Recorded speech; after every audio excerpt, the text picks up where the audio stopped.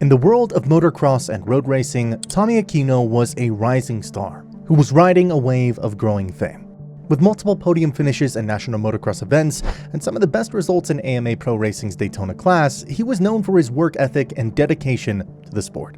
Yet on an ordinary day, while practicing on a private motocross track, something unexpected happened.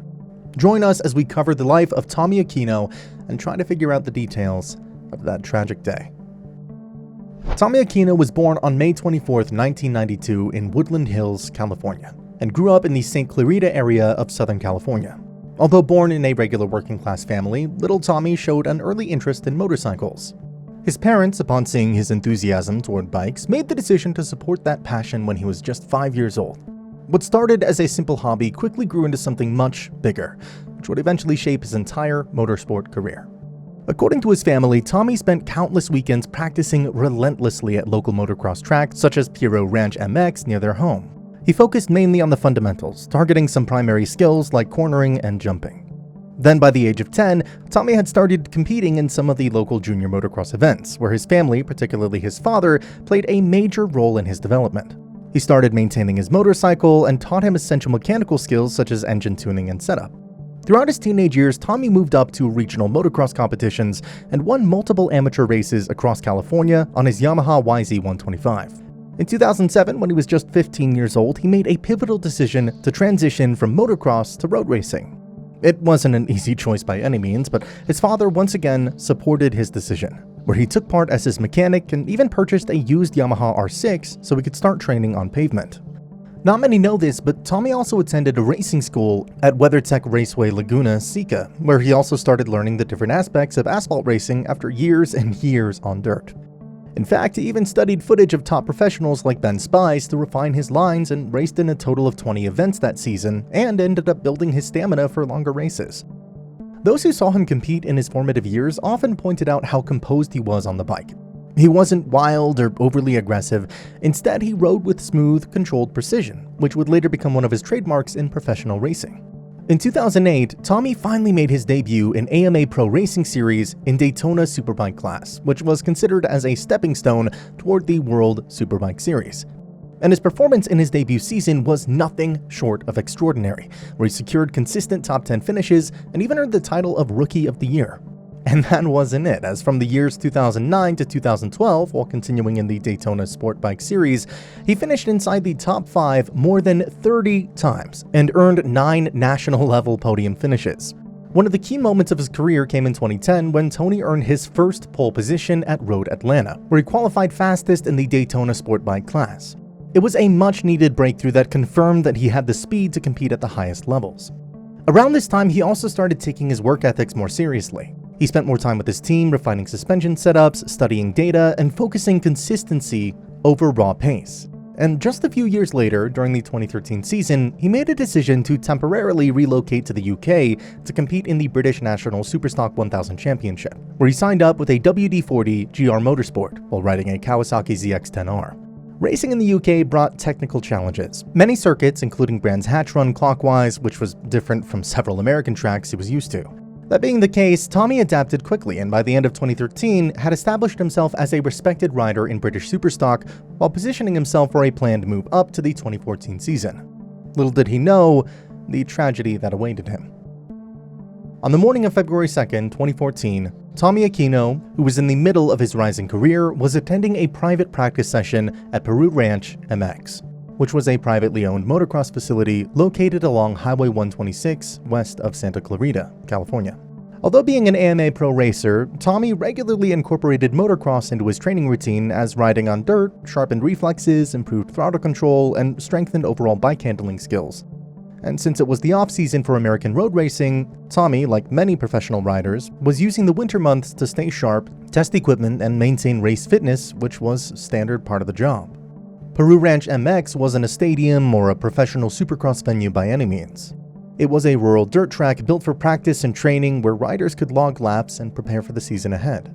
And that morning, Tommy happened to be there to prepare for his upcoming 2014 season. Having recently competed in the 2013 Supersport Championship, one would say that his career was still very much on the rise, and he seemed to be in a positive mindset.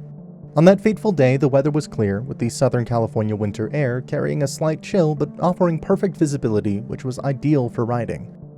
After a few initial sessions by early morning, just before 12 p.m., riders, including Tommy, were circulating on the track.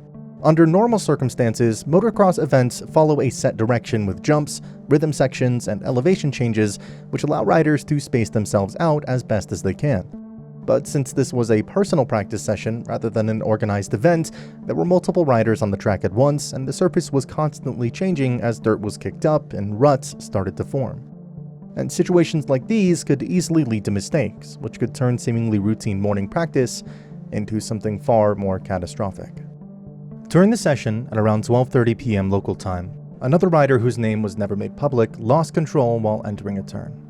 According to some news broadcasts, he went over the berm and into Tommy's path. He was riding through a different section of the track. Whether it was a simple misjudgment, a mistake over a jump, or a sudden loss of traction, the result was devastating.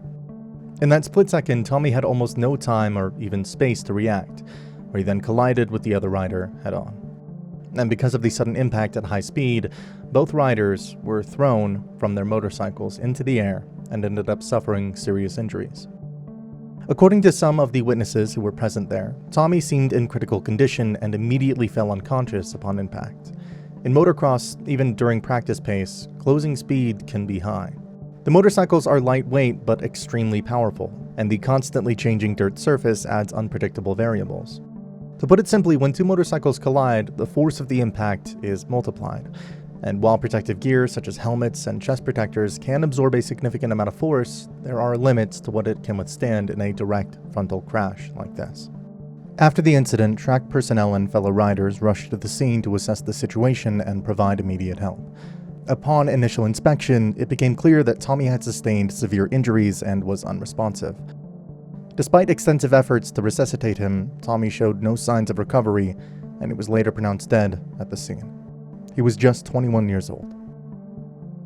The other rider also suffered injuries, but fortunately they didn't seem to be fatal. He was immediately airlifted to a nearby hospital for further treatment, and although the specific hospital name was never publicly disclosed due to medical privacy laws, reports later indicated that he survived the crash. Pro road racer, as well as Tommy's close friend, Michael Beck, was present there during the incident, and even confirmed his death. He wasn't in our normal spot, so I just rode by myself. I had a good 4 or 5 20-minute motos, so I was done and heading home, he said while giving a telephone interview to a media outlet. I was parked along the front straight and changing in the back of my truck, and I heard it from there. Unfortunately, I had my back to the track and heard a big crash, like a big metal-to-metal sound, and saw 2 of them flying, he continued. The official cause of death for Tommy was declared to be the blunt force trauma to the head, along with the critical neck and chest injuries, which claimed his life almost immediately. The investigation which followed after the crash confirmed the incident as a tragic accident rather than a criminal matter. And though the full investigation report was never made public for privacy reasons, it was revealed that there was no indication of any foul play or intoxication. The actual cause of why the other rider lost control was never disclosed, but some of the early theories from the experts suggested that it could be because of landing awkwardly off a jump, which caused a loss of traction and sent the rider out of line. We have to understand that motocross tracks are directional. Unlike road racing circuits, they are narrower and constantly changing as the dirt surface shifts and breaks down. So if one rider loses control even slightly, they can unintentionally cross into another rider's approach line. According to some experts, both riders were traveling between 30 to 50 miles an hour. And even at roughly 40 an hour each, a head-on collision would create a combined closing speed of more than 80 miles an hour. This could be a tremendous amount of force, particularly for lightweight motorcycles, which offer very little frontal protection. In the end, Tommy's death was officially ruled as an accident. Law enforcement and emergency responders documented the scene, determined the crash resulted from an unintended loss of control which led to a collision, and closed the case without any further legal action. When the news of Tommy's untimely passing spread, the reaction within the racing community was immediate and emotional. Many mourned the loss of one of the most talented, humble, and dedicated riders who carried himself with respect both on and off the track. A few days later, his funeral service was held privately in California, which was attended by family, close friends, and members of the racing community. On the 15th of February 2014, his family, along with fellow riders and supporters, held a public memorial service at Bishop Alemany High School. Later that day, a remembrance gathering took place at 28588 Santa Clarita Road in Saugus, where friends, fans, and fellow riders came together to honor his life and legacy. Looking back at his success, what makes his journey particularly moving is how much promise still lay ahead. At just 21 years old, he had already built an international reputation and was preparing to make his name well known further through British Superbike. Those who knew him believed that his prime years were still in front of him. Yet within that short span of time, he showed what dedication and passion can accomplish. Till this day, his name surfaces in racing paddocks and conversation about him whose journey ended far too soon. He was more than just another tragedy. He was a young man who worked hard, stayed humble, and followed his passion all the way to the edge. He once said, "I just love riding motorcycles. That's what I want to do." So ride in peace, Tommy Aquino.